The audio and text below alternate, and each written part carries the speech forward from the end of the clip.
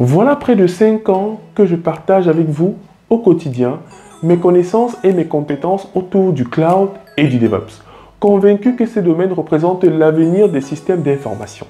Et le présent m'aura donné raison parce qu'il y a énormément d'entreprises qui sont en train de passer sur les pratiques DevOps et également pas mal de consultants qui sont en train de vouloir migrer également vers ces différentes technologies qui gravitent autour de la méthodologie DevOps.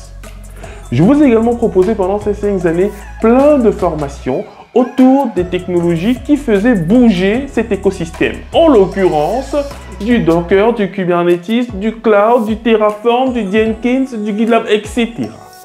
Nous avons formé pas moins de 50 000 personnes autour de cet écosystème-là. Et vous savez, il y a une question qui revient énormément. Les gens me disent, mais Diran, la difficulté qu'on a effectivement après avoir suivi les formations, c'est que lorsqu'on part en entretien, on nous dit qu'est-ce que vous savez concrètement faire? Qu'est-ce que vous savez produire au terme de ces excellentes formations réalisées par EasyTraining? Petite page de pub bien évidemment. Alors, ce que j'ai décidé de proposer à ces apprenants, c'est de réaliser des mini-projets et projets fil rouge concrets. Je m'explique. Généralement, à la fin d'un cours sur Docker, ce que les gens oublient de faire, c'est réaliser par exemple un mini-projet où ils mettront en œuvre de façon concrète une stratégie de containerisation et ensuite d'automatisation de la production de leur image Docker.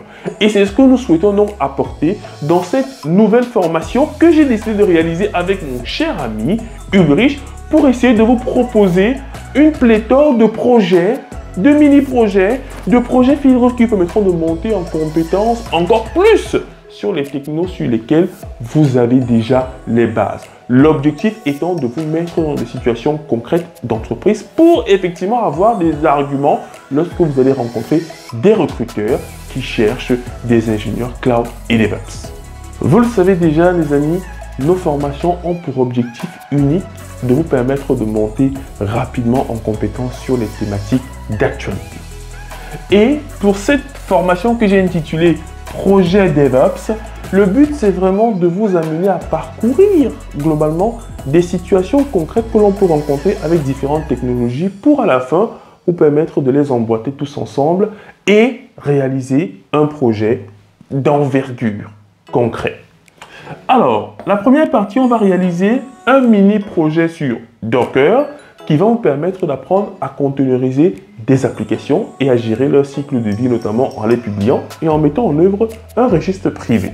Ensuite, vous allez réaliser le mini-projet sur Kubernetes qui a pour objectif de vérifier que vous êtes bien capable de choisir les bons objets Kubernetes pour matérialiser votre application sur un cluster d'entreprise.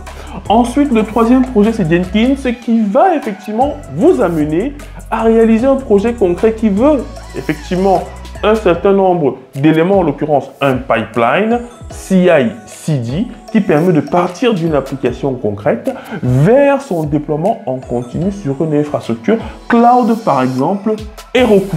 Donc là, c'est le projet Jenkins. On va vous apprendre à écrire effectivement les Jenkins files. Alors quand je dis vous apprendre, en réalité, c'est comment en environnement de production on les écrit. Parce qu'on part sur l'hypothèse que vous avez déjà un minimum de base et ont suivi potentiellement nos formations sur ces sujets-là. Là, on va vraiment directement dans le projet. On vous dit, une entreprise a besoin de ceci, une entreprise a besoin de ça. Comment est-ce que vous allez résoudre la problématique? Et ensuite, vous avez la correction qui va bien. Ensuite, vous avez donc le mini-projet lié à GitLab CI. Parce que notre but, c'est vraiment que vous connaissiez les outils qu'on retrouve le plus sur le marché. Donc, après Jenkins, on fait le projet GitLab CI qui vous montrera comment est-ce qu'on peut réaliser un pipeline comme on l'a fait sur Jenkins, mais plutôt avec les bonnes pratiques dans l'univers GitLab CI/CD.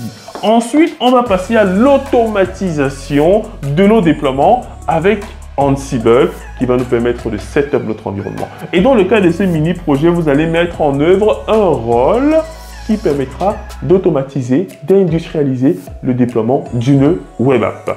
Ensuite, vous avez le mini-projet Terraform qui vous apprendra à construire vos modules pour pouvoir industrialiser également et templétiser le déploiement et la gestion du cycle de vie de vos infrastructures dans le cloud. Et en l'occurrence, on utilisera AWS pour ce projet. Et ensuite, vous aurez donc le fameux projet complet DevOps qui va effectivement graviter autour de toutes les technologies où vous aurez réalisé des mini-projets pour pouvoir mettre en œuvre vraiment une chaîne complète excellente. Et du coup, on va se baser ici sur une application concrète d'entreprise et vous allez mettre en œuvre l'ensemble des étapes CI/CD, test en continu, déploiement en continu, production en continu, review environment, etc., etc. Vous allez les mettre en œuvre ici.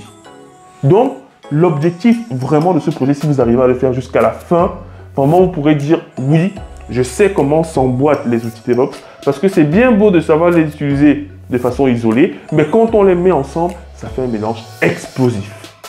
On va voir comment on va builder l'application, on va la tester. Ensuite, on va provisionner de façon dynamique les infrastructures dans le cloud qui vont recevoir ensuite l'application qui aura été produite. Donc, les amis, ça va être excellent.